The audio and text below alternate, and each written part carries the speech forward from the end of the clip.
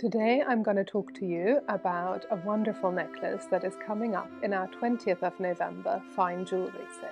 Under the reign of Queen Victoria, there was a renewed interest in sentimental jewellery. Lockets, mourning jewels, the language of gemstones were used to express sentiment, and this necklace is a beautiful example of that.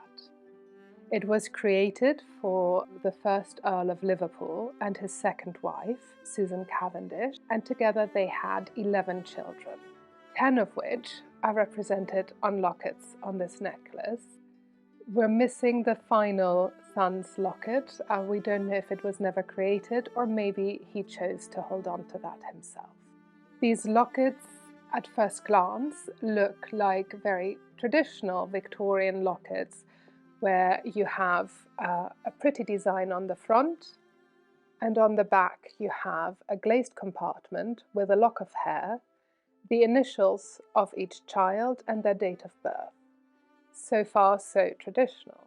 But when we look at it in a bit more detail, we uncover more layers of meaning.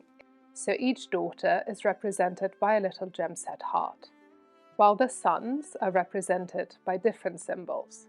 We discovered that it actually reflects the system of cadency, which is normally used with heraldic devices. So in coats of arms, when the son inherits the father's coat of arms, a small device is added explaining whether he's the first son, second son, third son, and so on.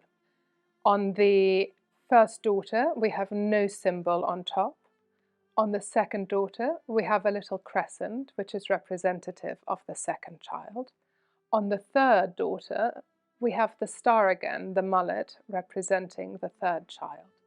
On the fourth, we have a little bird, known as a martlet, and we see the same again above the heart for the fourth daughter.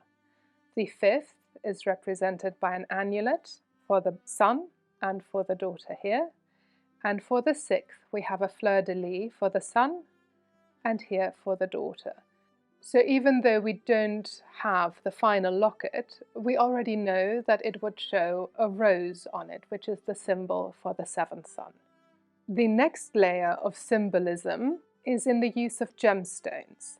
In Victorian times, there was a lot of interest in the language of flowers, the language of gems, and a creation of acrostic jewelry, where they used the initials of the gemstone to spell messages. So there were a lot of brooches or bracelets that spelled out dearest, for example. Here we have a similar idea, and the stones used actually reflect the initials of the children. On the central star, we have garnets for Gerald, we have an emerald for Ethel, amethyst for Alice.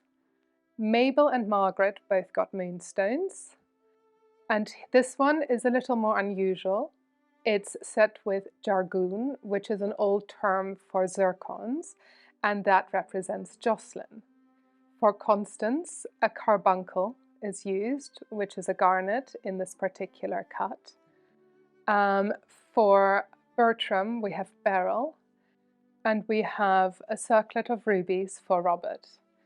And for the youngest daughter, Rosamond, we have got all her initials represented, and we've got ruby, diamond, sapphire, and moonstone. So finally, here we also have a mourning locket.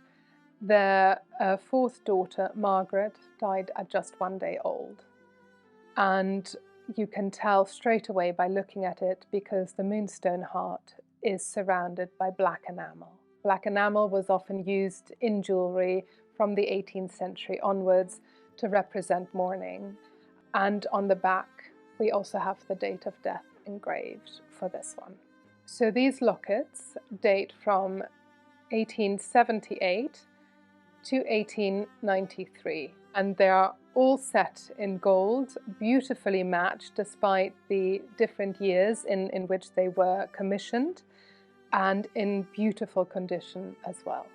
So this necklace has been in the family since and was passed down through the youngest daughter and is being offered to the market for the very first time. It is coming up in our fine jewellery sale on the 20th of November. All the information you need is in the links below. And there will be viewing at our London galleries on Pall Mall and preview here in Donington Priory, so do come and have a look at it. I look forward to seeing you soon.